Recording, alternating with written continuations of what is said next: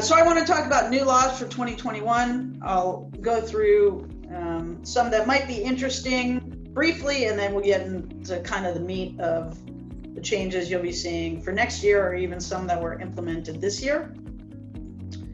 So, and when I do this, I often find new laws that I didn't even realize weren't laws already. So this first one, oh, and by the way, I posted my my information that I'll be going over today in the chat. So there is a PDF that I uploaded, and you should be able to access that. If for any reason you can't, I also sent it to Jack, and he can circulate it for those who are needing it down the road. So the first one is there's now a licensing requirement for debt collectors. This is one of those where I didn't realize there wasn't a licensing requirement, but there is. And there's a lot of laws around debt collection.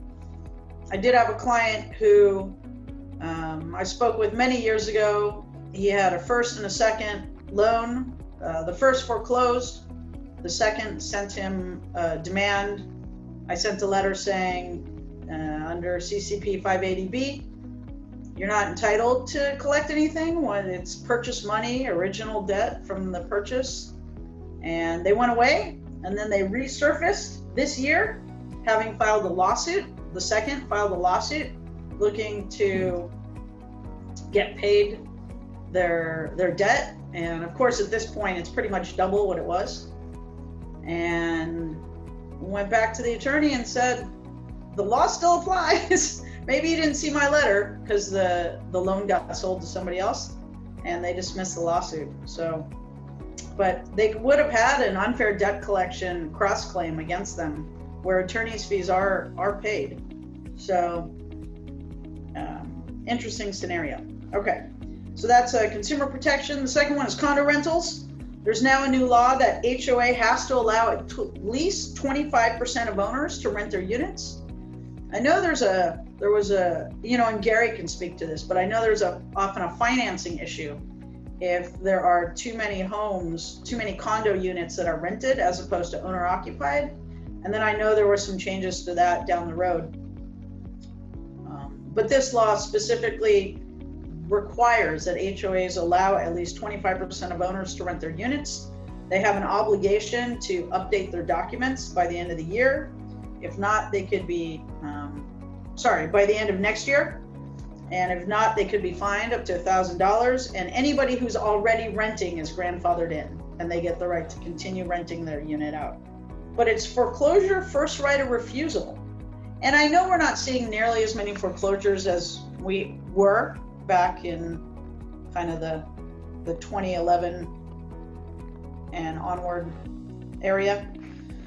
But this gives tenants first right of refusal, prospective owner occupants, nonprofits, nonprofit housing providers, community land trusts, different cooperatives, public entities like the state, the county, the city, UC schools, a 45-day window to purchase residential property through foreclosure if they can match it in the case of tenants. So I don't know if you guys were much involved with foreclosures, but when you hear about a sale at the courthouse steps, it's literally a sale at the courthouse steps. There's a guy with a clipboard, and he lists off the APN, and then there's people bidding on the property, and they have cashier's checks, and they literally sell it at the courthouse steps.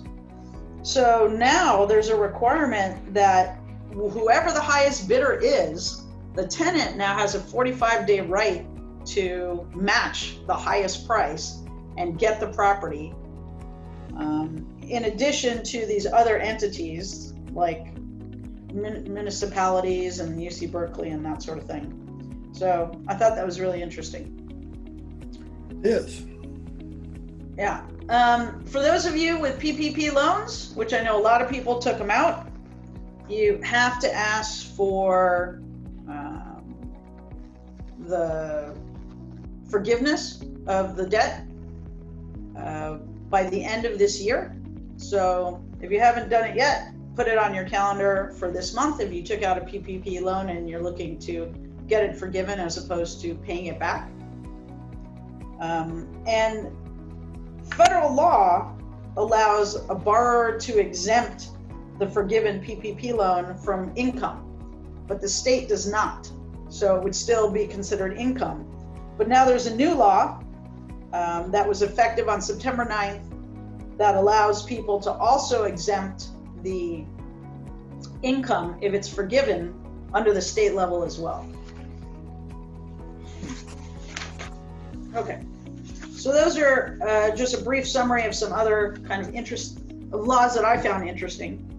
And so now I want to talk about Proposition 19. So this deals with property tax transfers, exemptions, and then there's some wildfire provisions that didn't exist before. So these were formerly Proposition 60 and Proposition 90, which dealt with inter-county and intra-county transfers.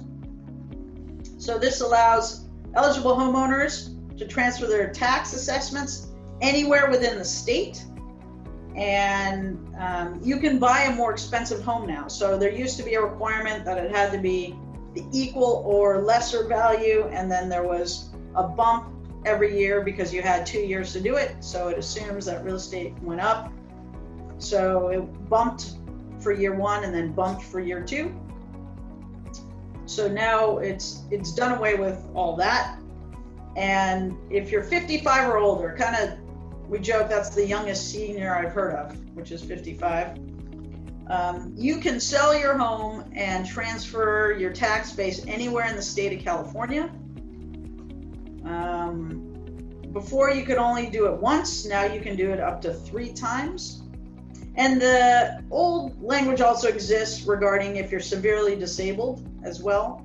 So 55 or severely disabled, you can transfer your tax base.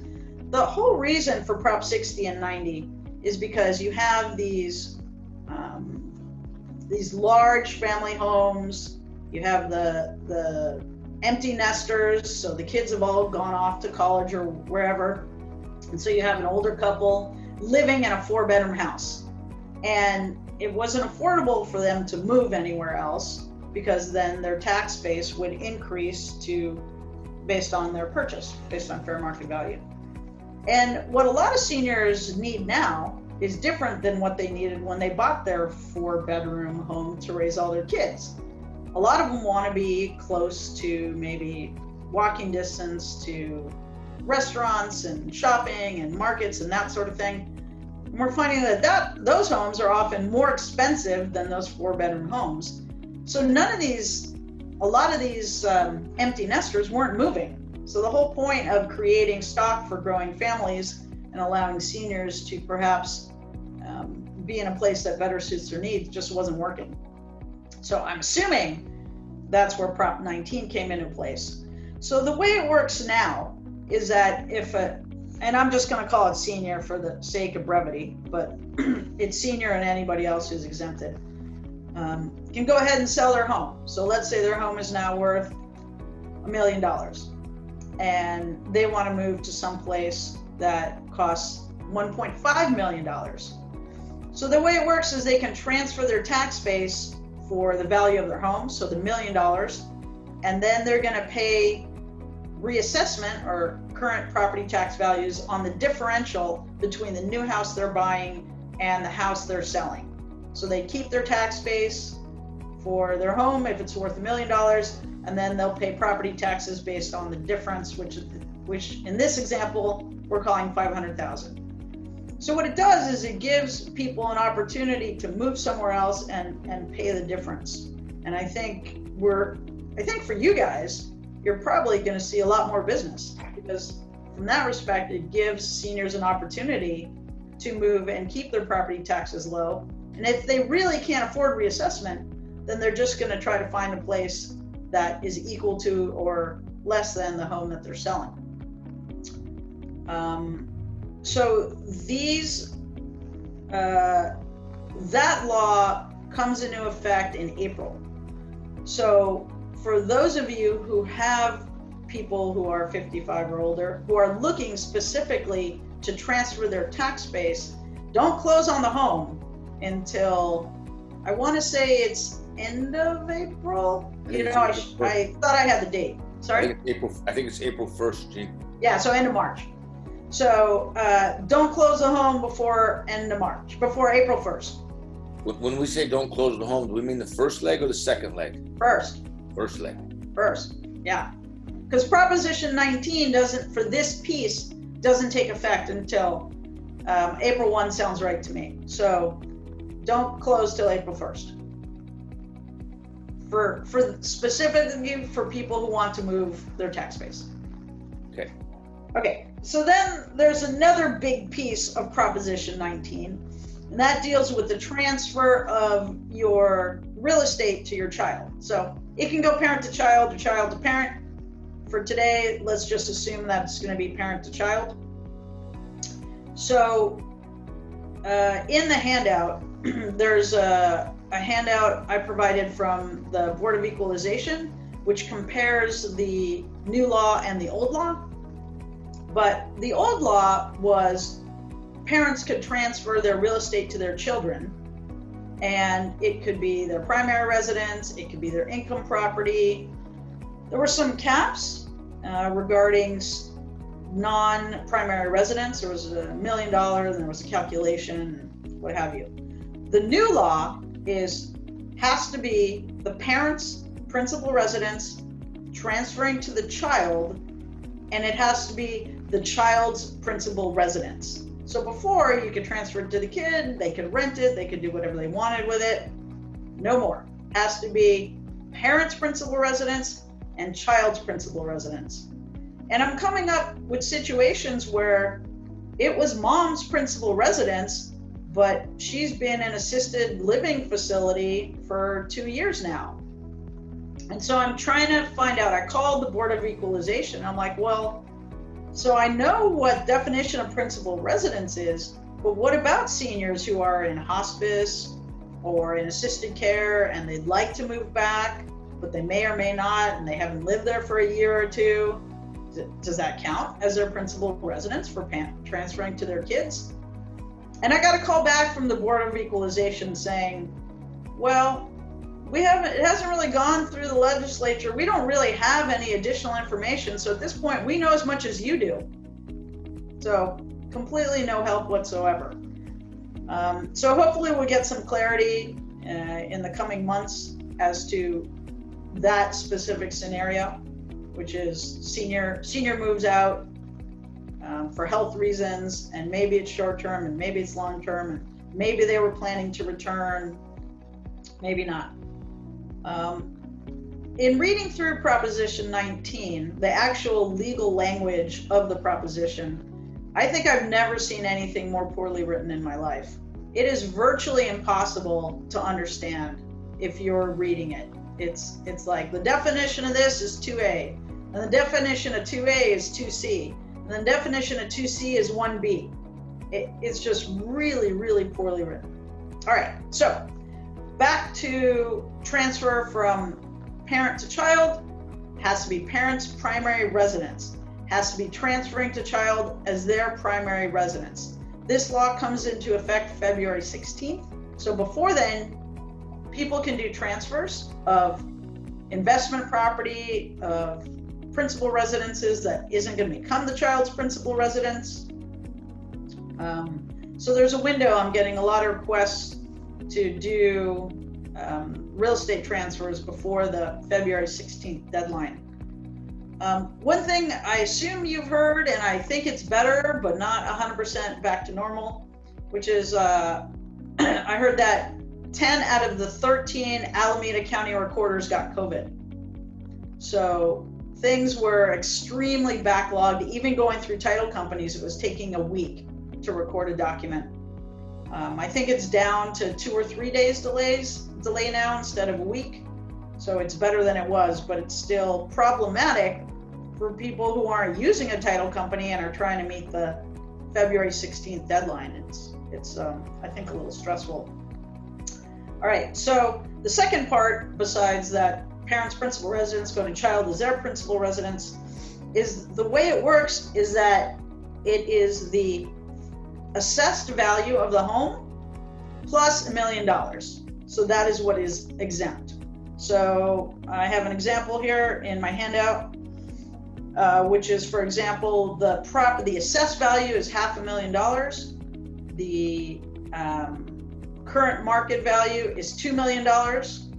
If that property transferred to their child after February 16th, then the child would receive $1.5 million of exemption, which is the assessed value plus $1 million, and then they'd be reassessed for the additional, the $500,000, which is the difference between the current market value of $2 million minus the $1.5 million of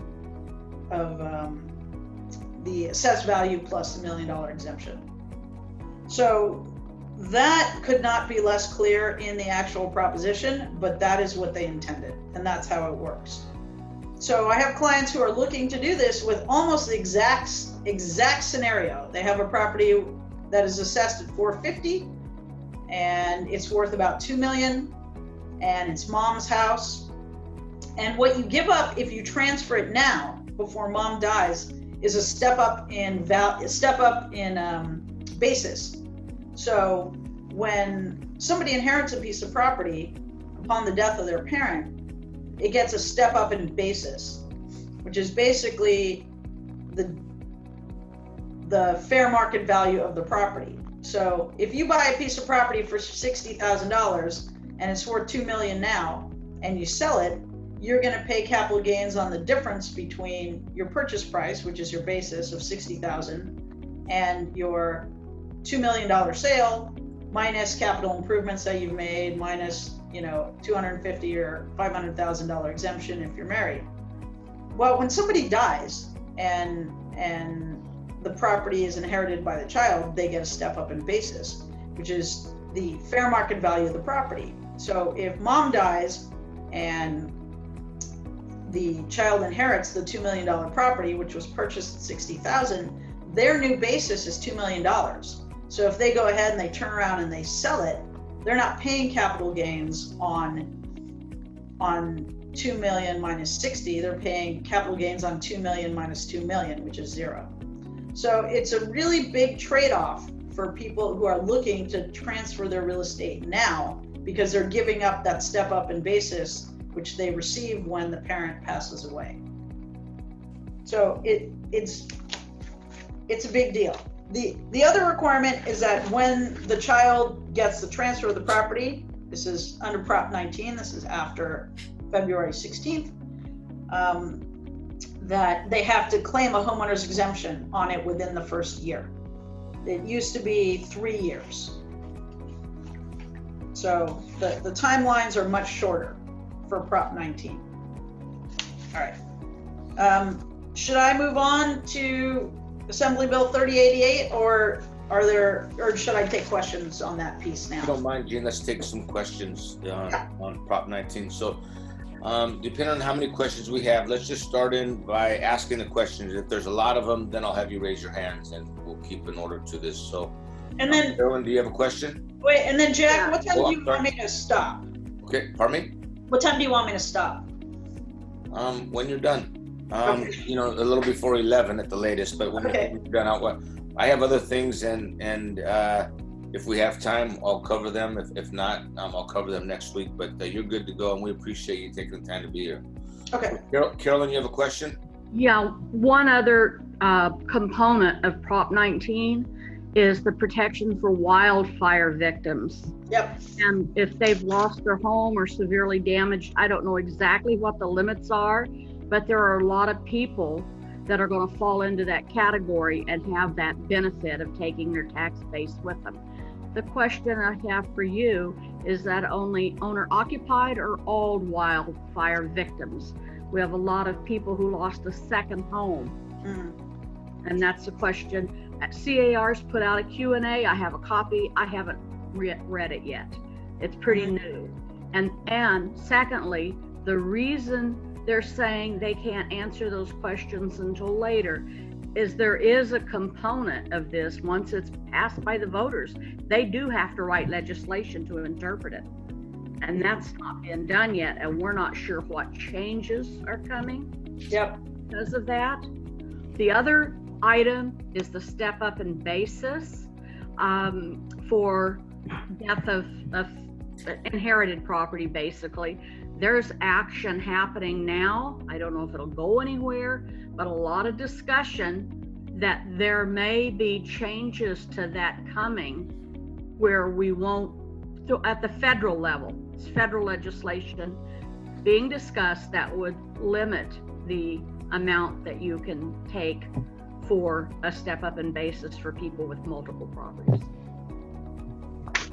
So to answer your question, I don't know for sure if they're going to allow it for second homes. And so just to go back, so the current law is a disaster for which the governor proclaims a state of emergency.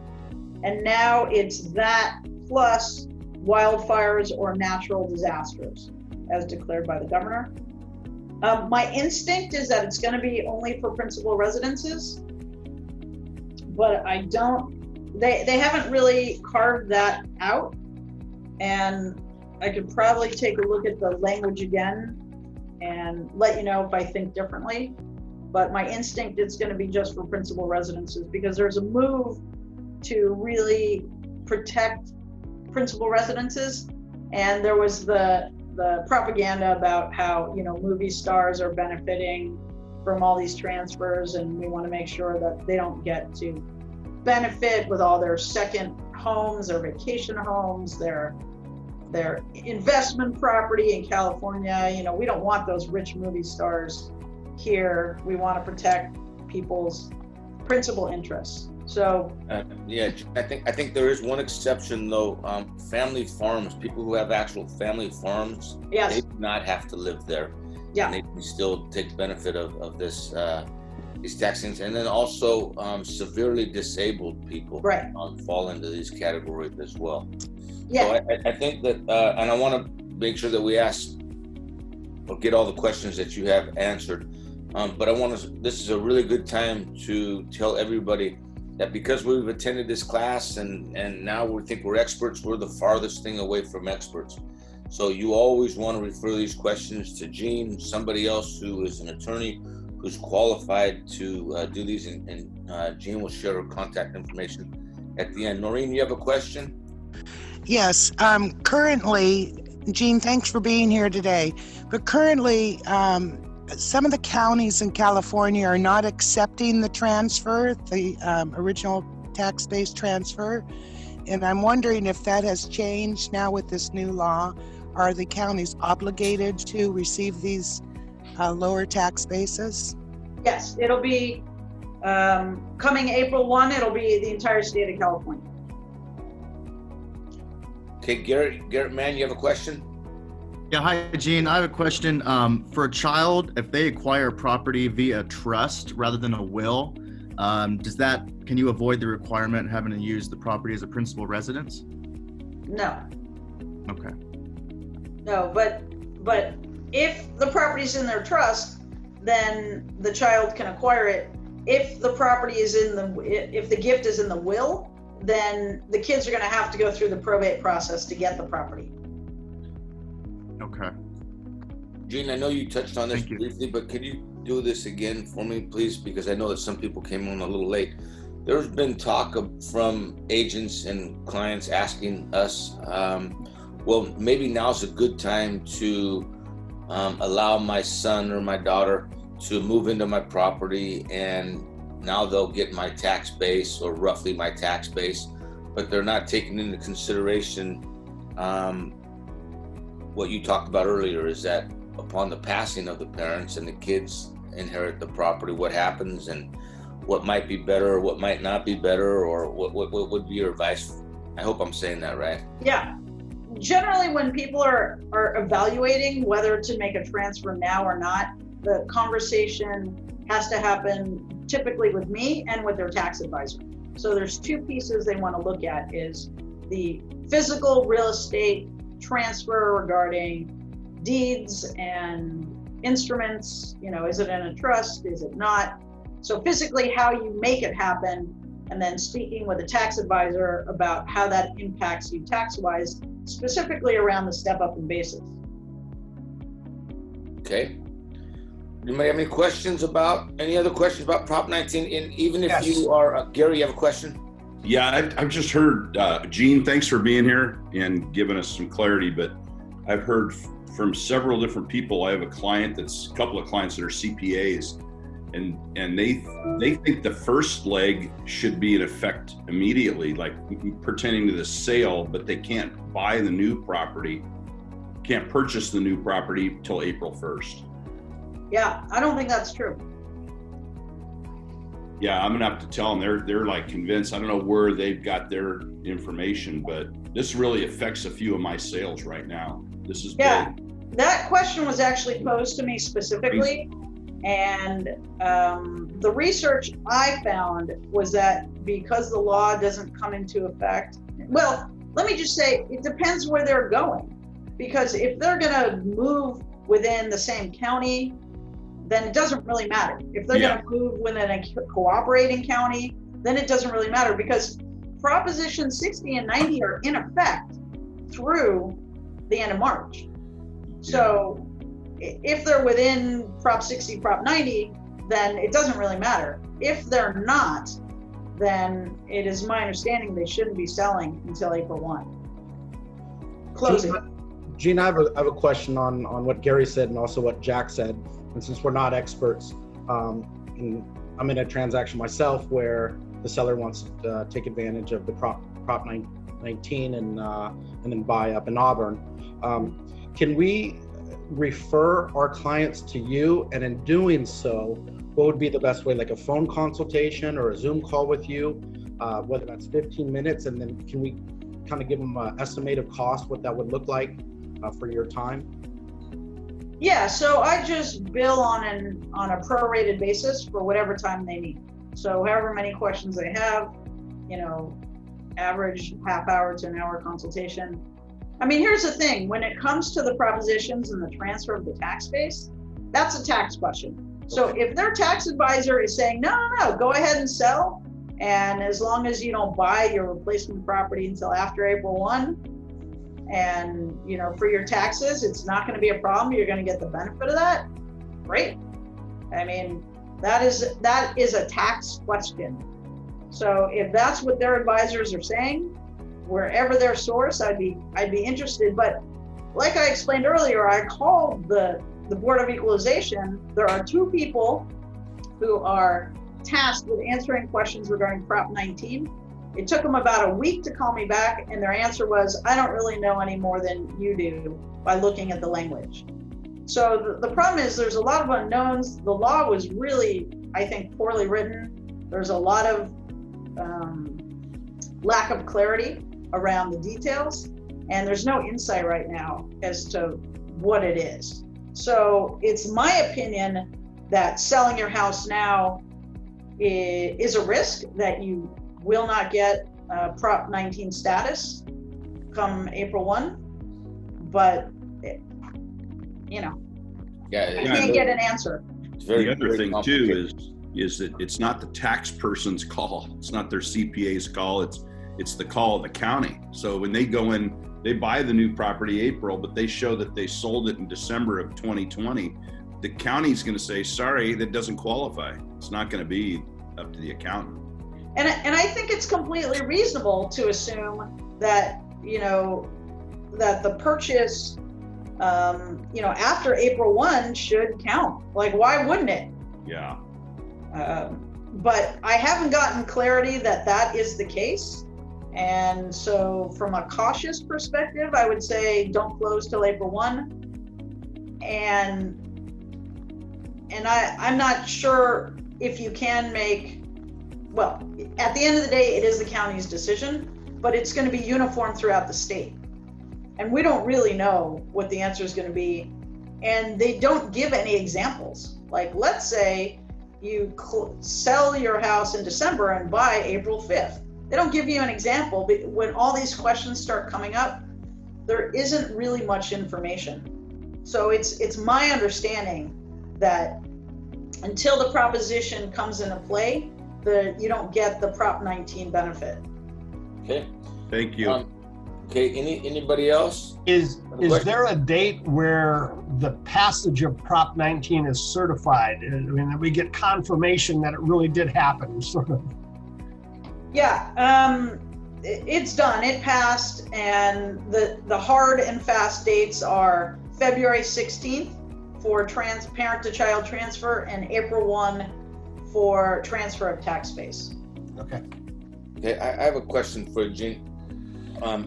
And I've been asked this question. Now you're recommended to live in a home 2 years, and then if you want to sell it to carry your basically. Now that we're 55 and older, do you have to live in it? I know that you can move 3 times, but is there a time limit between the times that you have to move? Is it every 2 years? Is it do you know? Yeah, there's none of that. I looked up, so the legal definition under federal law for principal residence is very different than the legal definition under state law. And under state law, a big factor for them is, did you declare a homeowner's exemption? So you have to absolutely get a homeowner's exemption on your home to call it your principal residence. They do have language that says, or you have the right to claim a homeowner's exemption. And I've seen language that has said both. In one instance, it said can claim, and another instance it said you are claiming it. But it has to be a homeowner's exemption, and then the state looks at factors like, where are you registered to vote? Where are you registered with the DMV? Where do you spend most of your time? Where do you plan to go back to if you're traveling? That's how they look at definition of principal residence, which is drastically different than the federal definition of what principal residence is. So, and they specifically also say that you have to claim a homeowner's tax exemption on January 1st. So I think that you have to claim a homeowner's tax exemption on January 1st, and it has to be at least a year. That would be my best guess as to what you could call your principal residence. Okay, and I don't mean to throw you off here, but I'm going to do it. There are some new agents here that may not understand what a homeowner's exemption is. Can you briefly talk about that? And I believe it's changed. It's either changed or it's changing, correct? Yeah, so it's going up. Right. You used to get a 70. So basically, when you buy a house, you get something from the assessor saying, fill out this questionnaire, and one of the questions is, will you take a homeowner's exemption on this house? And when it's your principal residence, you get to do that. You get to get a homeowner's exemption. You get to check the box that says, yep, I'm claiming a homeowner's exemption on this house, and you get $70 off your tax bill. Well, I think it's going up, maybe doubling, something like that. The other big piece of a homeowner's tax exemption is when you get in a bankruptcy law and you get into homestead laws, that even if you have a lot of debt and you're in bankruptcy, there is a protection for your principal residence, for the home that you have a homeowner's tax exemption on, a homestead exemption. And so you can't lose your principal residence in bankruptcy. So that's the other component of that. Okay, great, thank you. Does anybody else have any questions about Prop 19? Covered it well. Oh, I'm sorry. What's that, John? It covered it well. Thank you. You fixed your volume too. We can hear you. Good job. Well, this is my iPad instead of the. Either way, you fixed it. Okay, Jean, if you want to move on to your next topic, that'd be great. Yep. So there's Assembly Bill 3088. It's codified in a lot of different civil code sections. There's a lot of moving parts and pieces. I kind of have the highlights, and in my handout, I have the very specific details around it, but I'll go over kind of the main points with you all. So there's foreclosure and forbearance protections for small landlords and homeowners. So this extends the homeowner's bill of rights to small landlords. So this is a scenario where they're facing foreclosure because they haven't been paying their mortgage. And so this requires now mortgage servicers to contact borrowers to explore foreclosure prevention alternatives. and halting the foreclosure process for loan modifications. It would be expanded to fully tenant-occupied properties with 1 to 4 units if the landlord owns no more than 3 residential real properties. And then you have 1 tenant who's been unable to pay due to COVID-19. And you have at least 1 tenant who entered into a market rate lease that was in effect on March 4th, 2020.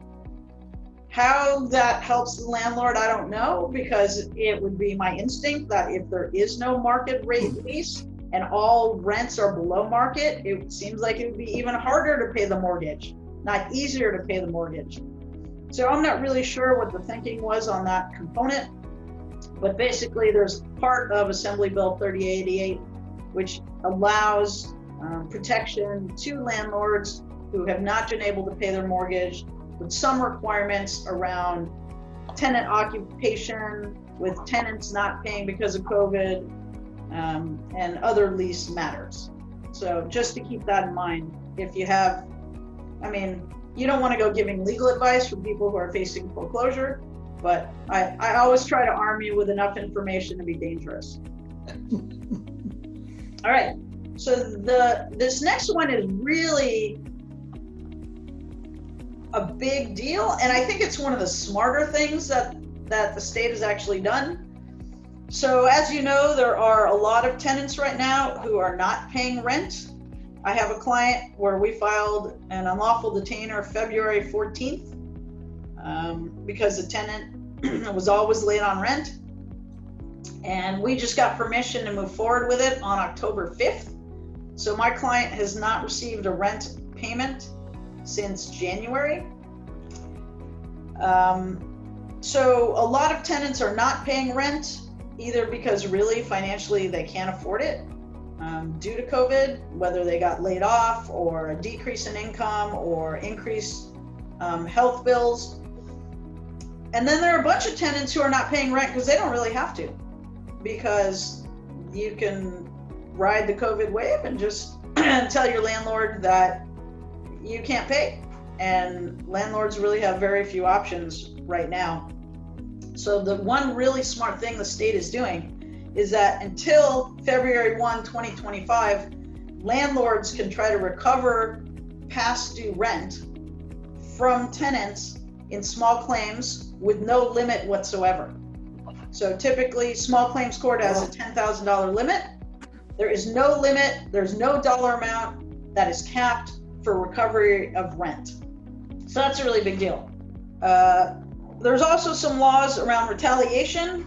So if you have a landlord who is looking to get rid of a tenant, they have to be really, really careful right now regarding the notices they give, regarding the steps they take. And so until February 1st of next year, there is illegal retaliation, which would include bringing an unlawful detainer action against the tenant because they owe COVID-19 rental debt. So I got a call yesterday from a client who has a tenant who is smoking marijuana, getting into fights with her boyfriend, parking on the sidewalk, has a dog that isn't permitted. So nothing having to do with COVID. They're actually current on their rent. You can actually evict those people right now. But if they're not paying their rent, if they're behind, it's really hard to evict people right now. But for other reasons, you still can. Jim, we have a question. I don't know if it relates. Well, I was going to say in some jurisdictions, depending upon what the city or county laws might be saying, this is Assembly Bill 3088, which is state law. Okay, Ronald, do you have a question? Ronald Garcia, you have a question? I do. Thank you, Jack. You're welcome, buddy. In regards to past due rent due to COVID, I had this come up, and I actually said I have to get back to you, to the tenant. The tenant actually asked me if he could pay in a form of basically giving up a car. Basically, he would give up a title of his car in exchange of whatever he owed for rent. Is that something a landlord can take as a form of payment? Sure. If the tenant wants to pay, the tenant can pay. And okay. I would probably do some sort of amendment to the lease or some sort of receipt that documents that in lieu of rental payments for however many months, that they're giving you a car valued at X and rent valued at Y, and that is covering rent through this time period. Thank you. People are getting creative. Yeah. We are too. Ron, you have a lot of cars too. A lot of fancy ones too. I will sell that right away, my friend. Okay, thank you. Well, Ron, maybe you want to deduct, sales tax and that sort of thing from the value. I mean, can he just sell it and give you the cash? Yeah, you know what? This is actually my brother's property that I'm helping him out with, and the tenant came up with this kind of creative solution, and I said, you know what? I've never done this. I have to get back to you, and it's kind of like timing. It couldn't have been perfect. You're here, and then you're answering my question now. So thank you very much. Yeah, you're welcome. All right, rent moratorium. So there's a statewide rent moratorium through February 1st. Suspension of UDs for most properties based on non-payment of rent. That was through October 5th. It's called the COVID-19 Tenant Protection Act of 2020. And there's also, as you know, eviction moratoriums, just cause eviction rules, AB 1482, are extended temporarily to all properties, even if otherwise exempt. So that's talking about single family homes. When a tenant is not paid rent for any period from March 1 to January 31st, then it generally requires a notice, and the tenants have to pay at least 25% of the rent due by January 31st. But in the interim, the way the process works is landlord has to send a notice saying, hey, you owe me for some rent. And by the way, here's this form that if you sign under penalty of perjury that you've been affected by COVID, with no requirement that there's any proof, there's any documentation, there's any substance of any kind. If they just sign this form saying I've been affected by COVID, then they don't have to pay any rent until the end of January, at which point they have to pay at least 25% of the rent due, or they could face eviction at that time. All right. So I have a lot of details around the specifics of 3088, which I don't know if I wanted to bog you guys down with it, but it is all broken down in my handout. It gets into specifics about time periods. There was a notice that had to go out by September 30th, and then thereafter there's another notice that has to go out, and the 3-day notice is now a 15-day notice. With all kinds of documentation that goes with it. And there's also, I had a client who wanted to move into their house in Kensington. And I couldn't believe it, but they actually, there's an exemption for all these laws if you're gonna own or occupy. So if somebody wants to move into their own home, all these eviction moratoriums are exempted.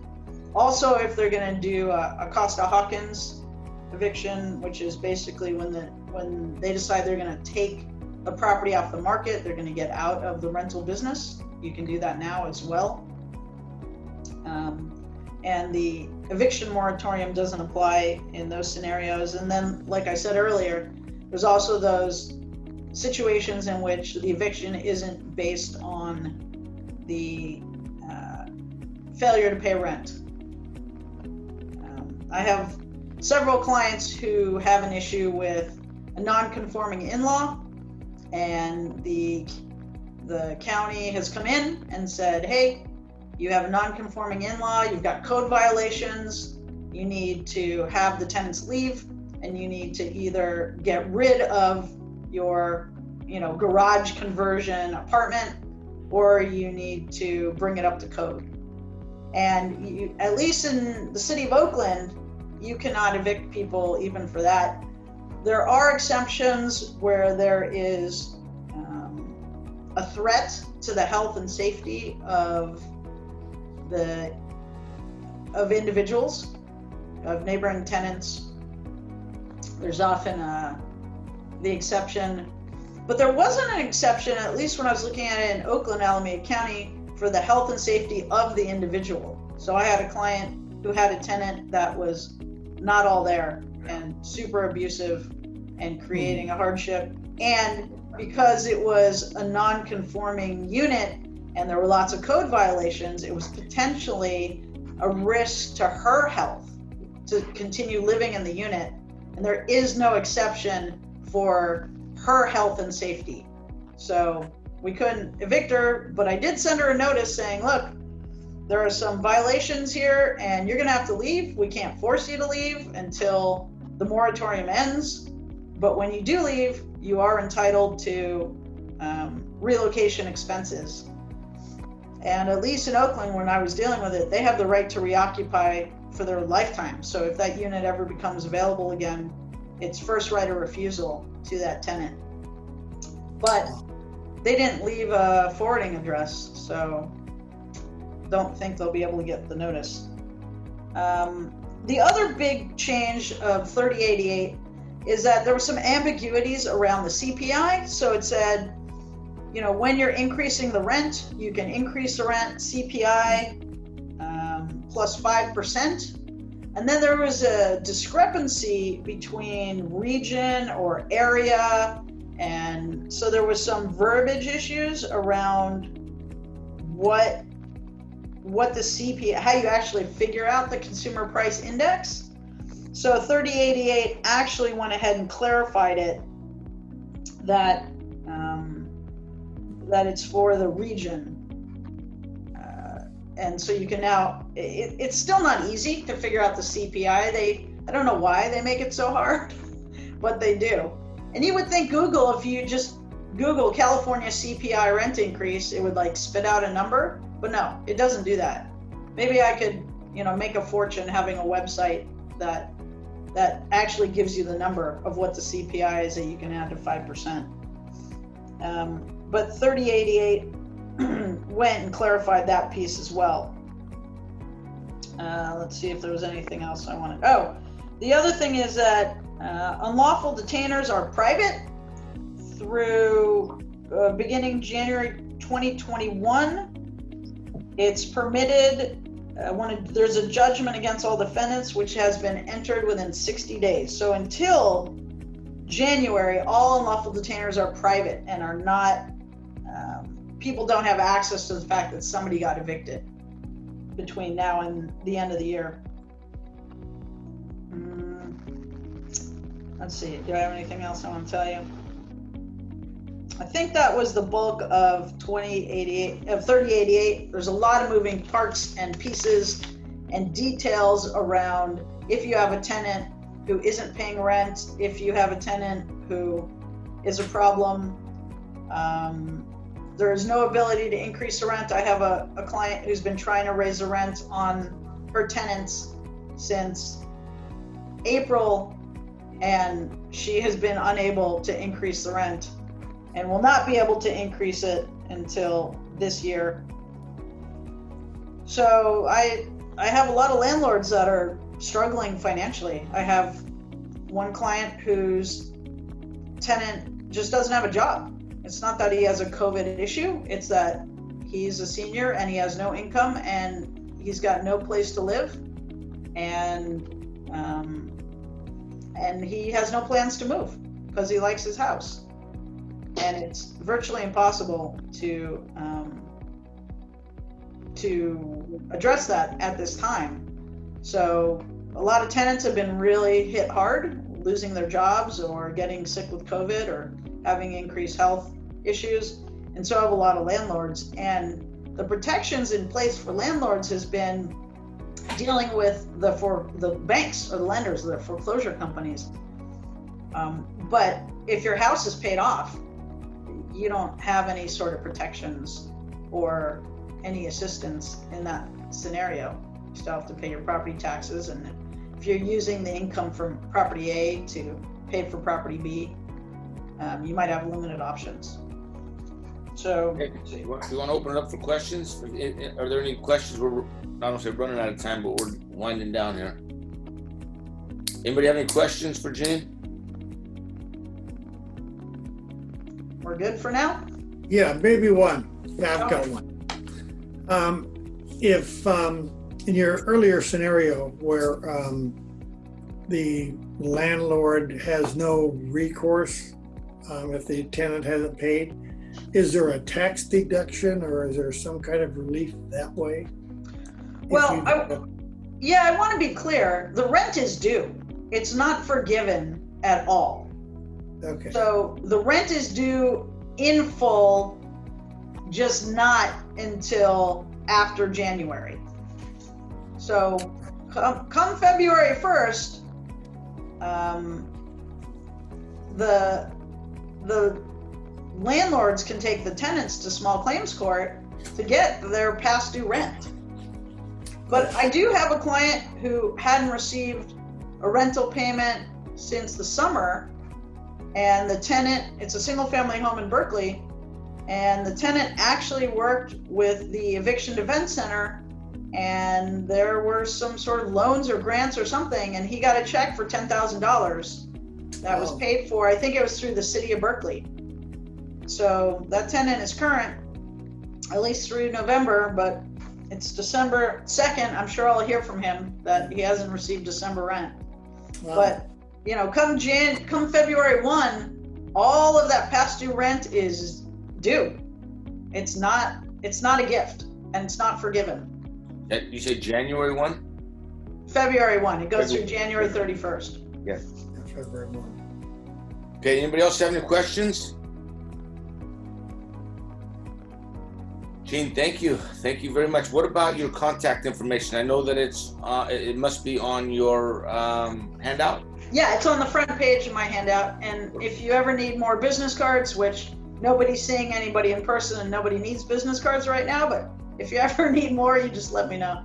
Yeah, and if anybody needs Gene's contact information, you just let me know. And if for some reason you can't print her printout, let me know, because she also emailed it to you, and it's labeled Shrem Laws, right?